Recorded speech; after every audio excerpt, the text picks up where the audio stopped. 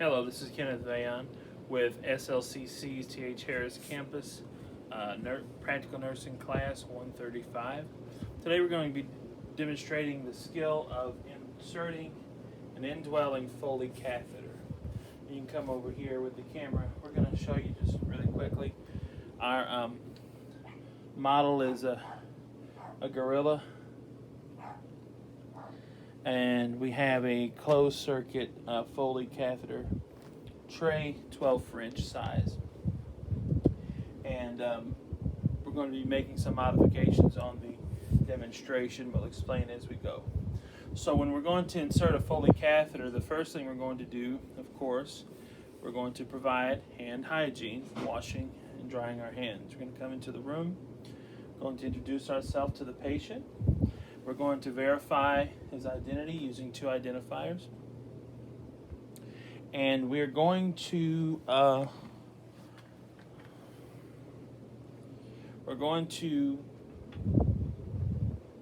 verify the physician orders. We're going to explain to them what's going to happen. Once we verify the orders and explain to them they're going to have a catheter, we're going to assess them for any allergies or possible contraindications for an indwelling catheter.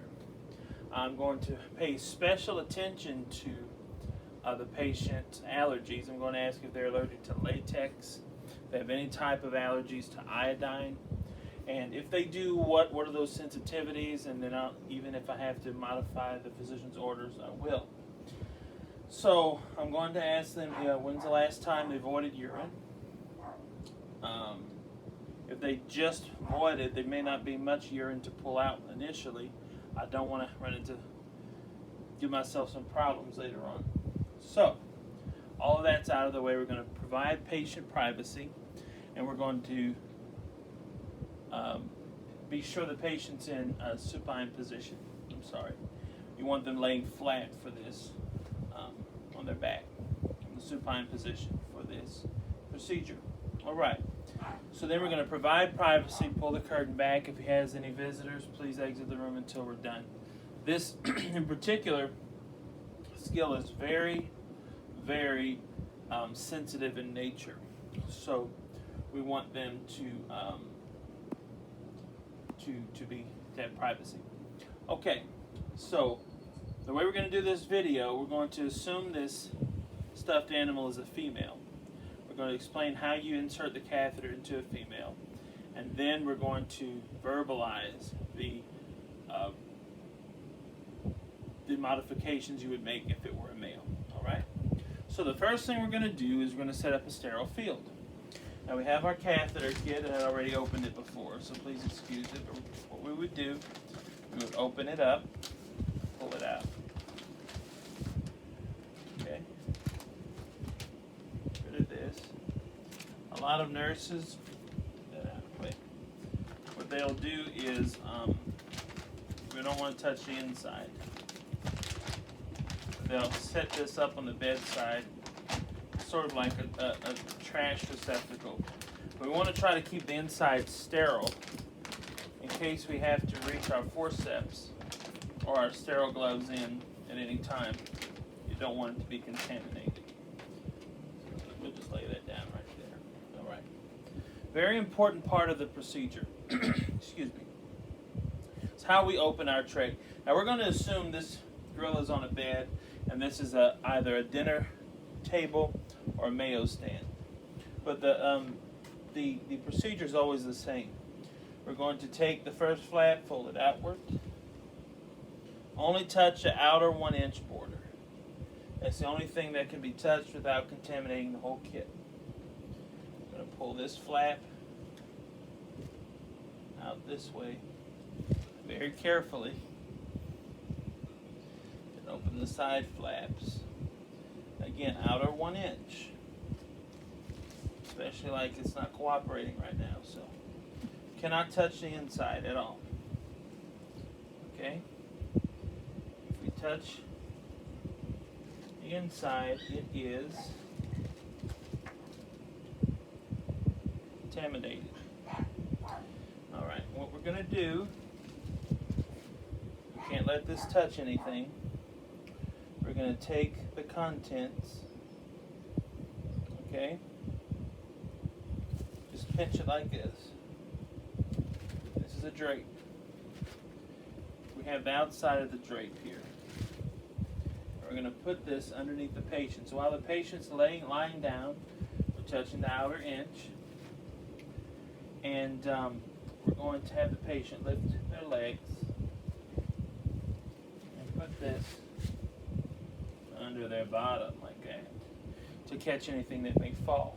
All right? The next thing we're going to pull out are sterile gloves. Next thing we're going to pull out is our fenestrated drape. We're going to straighten this out. And it's just another layer of privacy. The next thing we're going to do is put on our sterile gloves. Now, one thing I want to be sure to mention is that even before we started any of this, okay, if the patient would have needed perineal care, we would have given it at that point. But we're assuming this patient's dry and didn't need care. And I don't know how well you can see the gloves. We want to make sure we see the gloves here. And the way we're going to put these on, and these are pretty small for my hands, so this will be interesting. We're only going to touch the outside because we have to maintain a sterile field. And don't you love this? Oh my gosh, these are these clear gloves. Oh no. Okay, that's all right. I'm right-handed, so we have to pay close attention during this whole procedure with two dominant hands versus non-dominant hands. Very important, you always glove the non-dominant hand first. You pick this up by the, oh Lord, and it's sticking together. And what we're going to do is put this glove on. A joke. Okay. Not compromise the outside of the glove. Not compromise it at all.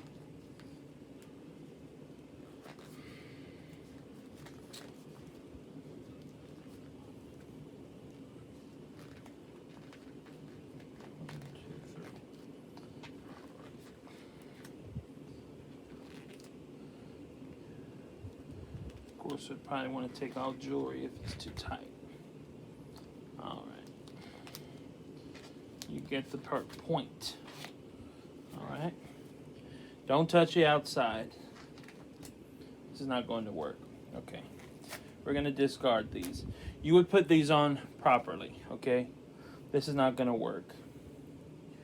Pause the tape.